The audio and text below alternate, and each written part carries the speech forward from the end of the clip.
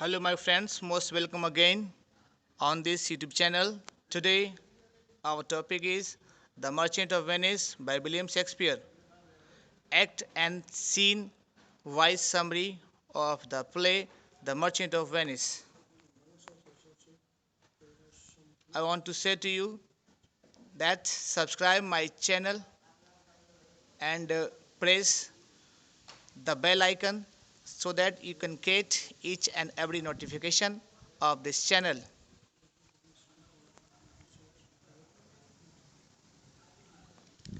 Act first, scene first of the play The Merchant of Venice. Summary: Antonio the great merchant is sad, but he cannot tell his friends the reason of his sadness.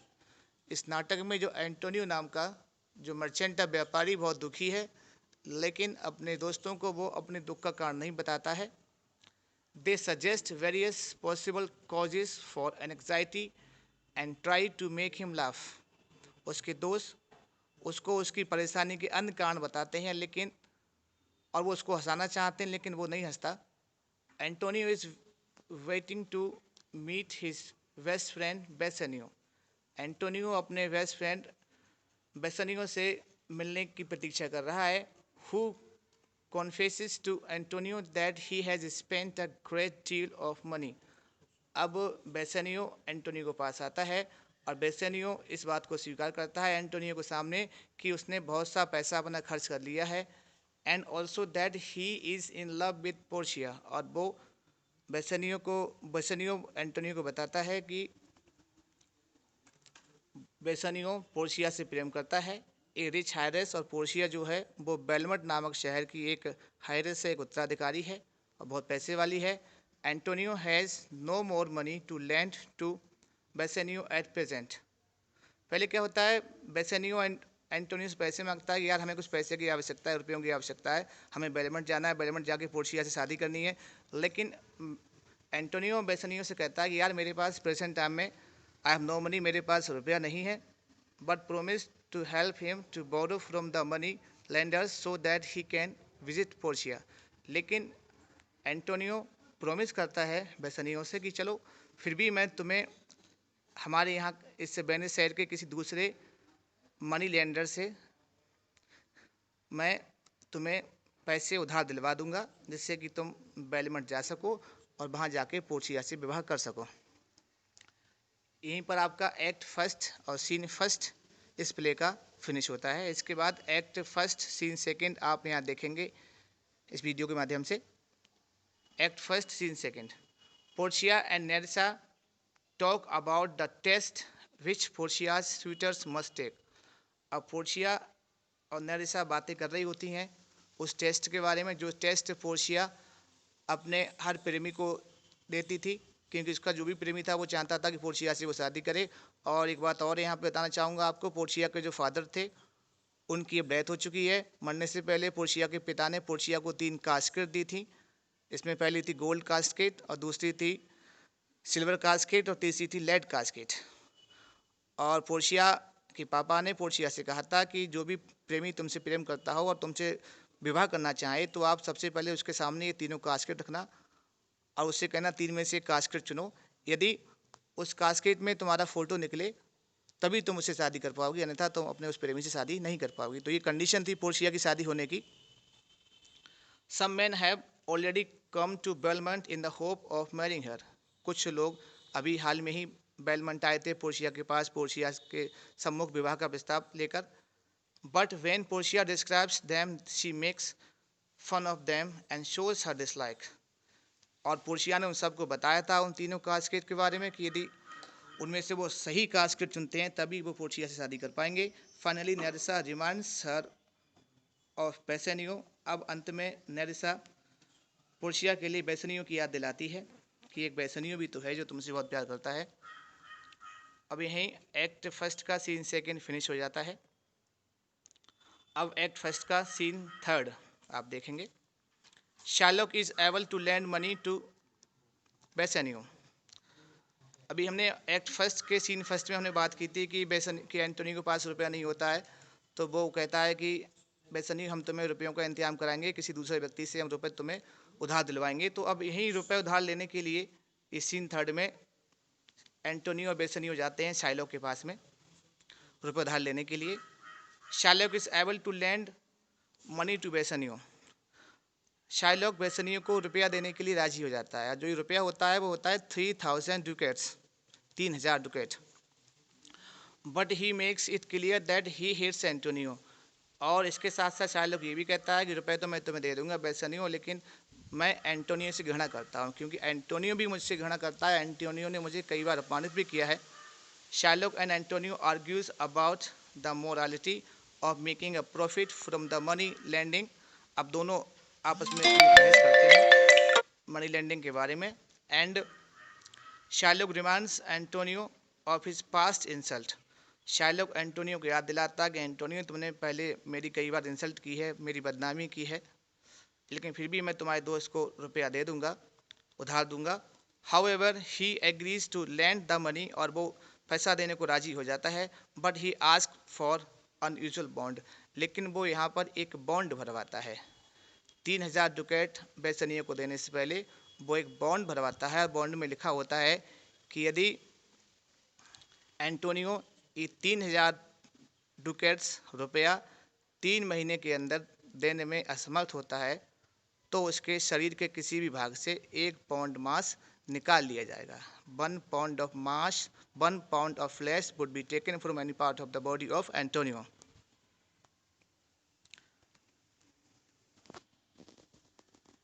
यही scene third finish होता है।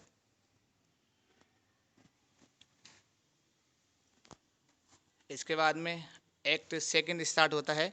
Act second का scene first. Portia meets the prince of Morocco. अब Portia के पास Prince of Morocco आता है, ये भी पोर्शिया को चाहता था। Who wants to marry her. Portia अब ये मोरक्को चाहता था कि पोर्शिया से वो शादी करे। He chooses to try his luck with the caskets. और पोर्शिया इसके सामने वही 3 कास्केट रखती है, गोल्ड वाली कास्केट, सिल्वर वाली कास्केट और लेड वाली कास्केट।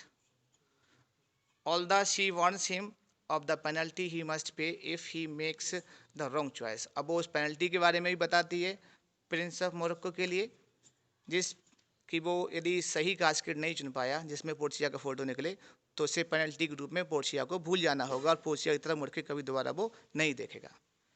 लेकिन ये प्रिंस ऑफ मोरक्को सही कास्केट नहीं चुन पाता है और निराश होकर वापस लौट जाता है। इसी प्रकार से यहाँ पे प्रिंस ऑफ आरागन भी आता है, वो भी सही कास्केट नहीं चुन पाता है और वो भी निराश होकर लौट जाता है। एक बात आप ध्यान रखेंगे, प्रिंस ऑफ मोरक्को ने गोल्ड कास्केट चुनी थी और प्रिंस ऑफ आरागन ने सिल्वर कास्केट चुनी थी। Act second scene second. Launcelot Gobbo Shylock servant. अब यहाँ बात स्टार्ट होती है लॉन्सेट गब्बो की, जो कि शाइलॉक का नौकर है। Is wondering whether or to run away from his master. वो चाहता है कि वो अपने इस मास्टर को छोड़ के, शाइलॉक को छोड़ के वहाँ से भाग जाए, इसकी सेवा में वो रहना नहीं चाहता है। ओल्ड गब्बो हिज फादर, इसके पिता का नाम ओल्ड गब्बो है। Comes on the stage in search of his son. अब वो स्टेज पे आता है अपने पुत्र लॉन्सलेट गब्बो की तलाश में। Because he is blind he does not recognise Launcelot. क्योंकि इसका जो पिता है ओल्ड गब्बो वो अंधा है, इसलिए अपने वो पुत्र लॉन्सलेट को नहीं पहचान पाता है। Who plays a rather cruel trick on him, और ये उसके साथ एक क्रूअल ट्रिक चलता है। Old Gobbo asks Bassanio to give employment to Launcelot. अब ओल्ड गब्बो बेसनियो से कहता है कि हे बेसनियो, जो मेरा पुत्र है लॉन्सलेट, उसके लिए अपने यहाँ नौकरी पे रख लेना। विच बेसनियो एग्रीज टू डू, और बेसनियो ऐसा करने के लिए राजी हो जाता है। Gratiano asks a favour from Bassanio. He wants to accompany him to Belmont. Gratiano कहता है बेसनियो से, बेसनियो भाई जब आप बेलमेंट जाओगे, रुपया आपने ले ही लिया है 3000 शाइलॉक से, आप बेलमेंट जाओगे तो मैं भी आपके साथ बेलमेंट जाऊँगा। But he wants Gratiano that he must behave properly. लेकिन बेसनियो ग्रेशनो को वार्निंग देता है कि यार साथ तो मेरे चलना, चलो कोई बात नहीं है, लेकिन तू शांत रहेगा, आराम से रहेगा, तू मजाक बहुत करता है और सही से व्यवहार करना। ये सीन यहाँ फिनिश हो जाता है। इसके बाद में act second scene third. Launcelot says goodbye to Shylock's daughter Jessica. यहाँ लॉन्सलेट जो होता है वो शार्लॉक की डॉटर जेसिका को गुड बाय बोलता है, who is sorry to see him go, और वो सॉरी बोलता है उसके लिए, सी हिम गो। इसके बाद act second scene 4, Bassanio's friends have planned some kind of entertainment to amuse the guest at dinner. उनका जो डिनर हो रहा होता है उसमें कुछ गेस्ट होते हैं, तो उन सब गेस्ट का एंटरटेनमेंट करने के लिए, मनोरंजन करने के लिए बेसेनियो और उसके दोस्त कुछ योजना बनाते हैं। Launcelot gives Lorenzo the letter from Jessica. Launcelot जो होता है, जो कि नौकर था शाइलॉक का, वो एक लेटर लेके आता है शाइलॉक की बेटी का लोरेंजो के पास। लोरेंजो जो था वो शाइलॉक की बेटी जेसिका से प्रेम करता था। And Lorenzo explains his intentions to the audience, और लोरेंजो अपना जो इंटेंशन होता है वो ऑडियंस के सामने बताता है। एक्ट सेकेंड सीन 5 आप देखेंगे। Shylock instructs Jessica to lock up the house carefully. शाम का समय है, शार्लॉक अपनी पुत्री जेसिका से कहता है कि मैं बाहर जा रहा हूँ और तुम इस घर, अपने घर के लिए लॉकअप कर लेना, इसे बंद कर लेना, ताले वाले लगा लेना संभाल के। He then goes off to have dinner with Bassanio. इसके बाद शार्लॉक बेसनियो के साथ डिनर करने के लिए बेसनियो के यहाँ चला जाता है। Act second scene 6, Lorenzo and his friends meet outside Shylock's house. Lorenzo और उसके दोस्त बाहर शार्लॉक के घर पे मिलते हैं। Jessica appears on the balcony. Jessica balcony में आती है, छज्जे पर आती है। रादर एम्बेरस्ड, अब वो बड़ा शर्मिंदा होती है, because she is dressed as a boy, क्योंकि वो एक लड़के वाले कपड़े पहनी हुई थी। और फिर ये यहीं जो है वो लोरेंजो के साथ अपने पिता के घर से बाहर चुपके से निकल जाती है और उसके साथ भाग जाती है। Act third scene first, Salerio has heard bad news about one of Antonio ships. Salerio के पास एक बुरी खबर आती है एंटोनियो के एक जहाज़ के बारे में, क्योंकि एंटोनियो के जो जहाज़ थे वो बिजनेस करने के लिए कच्चा माल लेके बाहर गए हुए थे और लौट के उनमें से अभी कोई जहाज़ नहीं आया था, इसलिए एंटोनियो के पास इस समय रुपए की बहुत तंगी थी और यही एक कारण भी था एंटोनियो के दुखी होने का। इसलिए एंटोनियो बेसनियो को 3000 रुपये नहीं दे पाया था, अतः उसने वो रुपये जो थे वो शार्लॉक से उधार दिलवाए थे बेसनियो के लिए। तो अब जो सेलेरियो होता है वो एंटोनियो के एक जहाज़ के बारे में खबर पाता है, बुरी खबर पाता है। Sherlock threatens Antonio. When Shylock and Tubal are left on the stage together, he gloats over Antonio's danger. अब एंटोनियो के लिए वार्न करता है, धमकी देता है शार्लॉक एक डेंजर के बारे में। Shylock's pleasure over his this matter is equal to the pain he suffers in the loss of his daughter. जब शार्लॉक को ये खबर मालूम पड़ती है कि एंटोनियो का जहाज़ जो है वो लापता हो चुका है, तो उसे बड़ा खुशी होती है, लेकिन उसी समय शार्लॉक को खबर ये भी मालूम पड़ती है कि उसकी जो बेटी जेसिका है वो लोरेंजो के साथ भाग चुकी है, तो इस बात से उसको बहुत दुख होता है। Act third scene second, Portia has fallen in love with बेसनियो।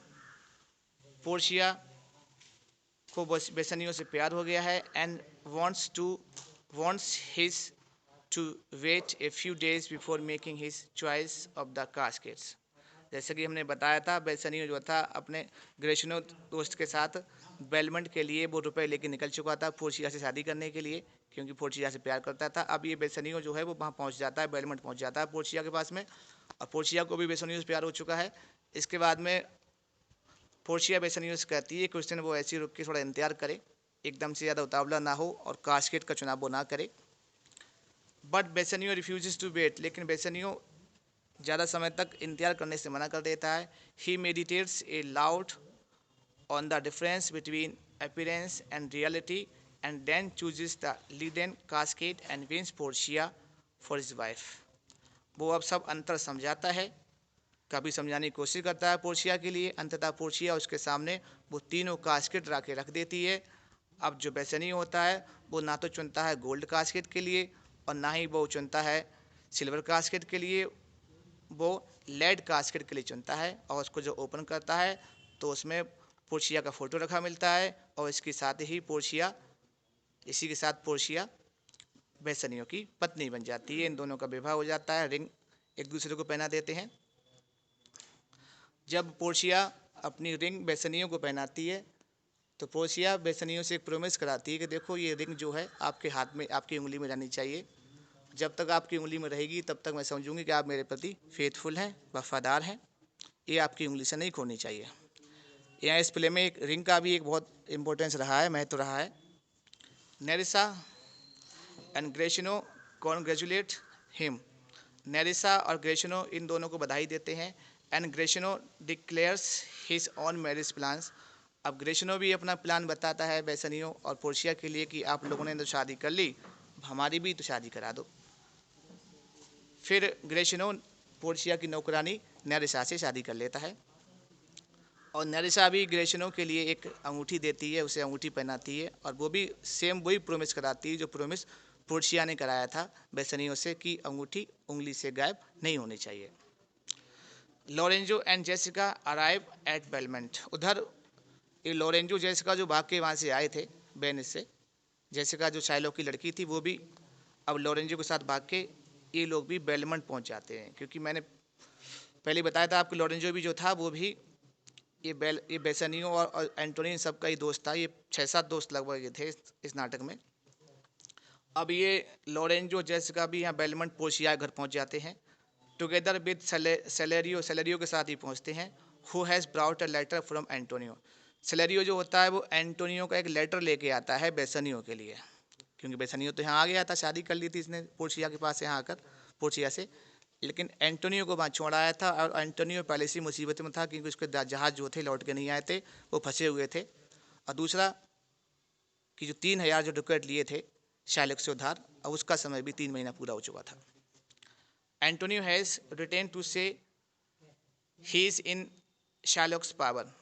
Antonio ने उस पत्र में लिखा था कि अब मैं शाइलॉक की शक्ति के अधीन हूँ, शाइलॉक मुझे जल्दी ही सज़ा दिलवाएगा।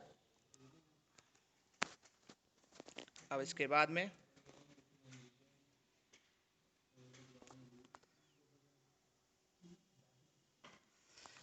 Act 3 scene 4। Portia asked Lorenzo to look after he do until she and Nerissa return.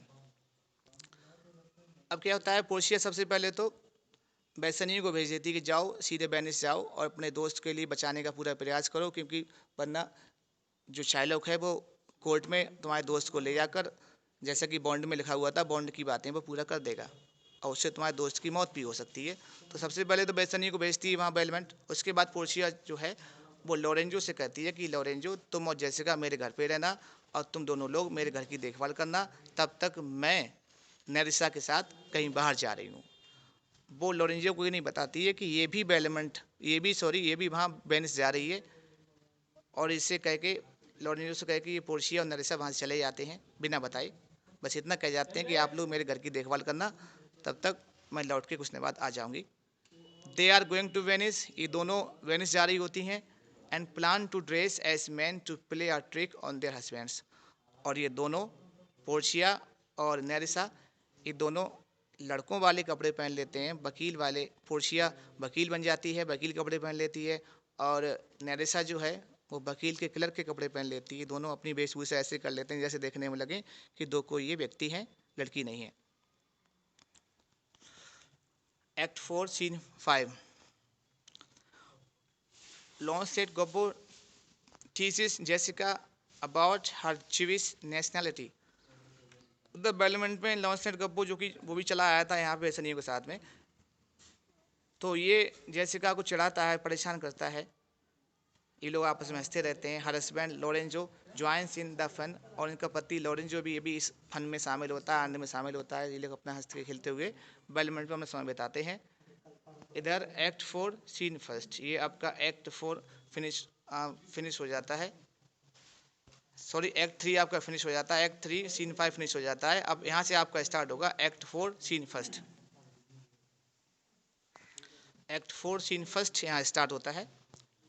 अभी तक आपने एक्ट 3 फिनिश किया था।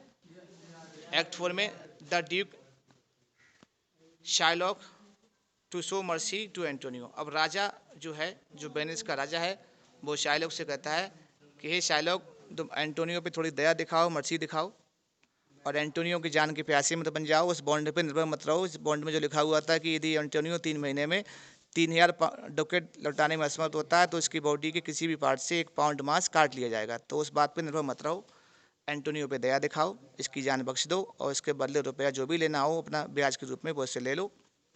But Shylock refuses and insists on having his pound of flesh. लेकिन शाइलॉक मना कर देता है इस बात के लिए राजा से, और वो अपनी बात पे कायम रहता है कि हम तो बॉन्ड के हिसाब से चलेंगे, नियम के हिसाब से चलेंगे, और उस नियम के हिसाब से मुझे एंटोनियो की बॉडी से 1 पाउंड मांस निकालना है। A young lawyer comes into the court. अब एक जवान वकील कोर्ट में आता है। ये वकील जो थी वो पोर्शियाई थी, और इसके साथ इसकी क्लर्क बन के नरिसा भी साथ में इसके है। It is Portia in disguise with Nerissa as the lawyer's clerk. ये पोर्शिया थी जो वकील के रूप में थी, और इसके साथ नरिसा थी जो कि उस वकील के क्लर्क के रूप में थी। ये दोनों लोग जो होते हैं वो पुरुषों के कपड़े पहने हुए होते हैं।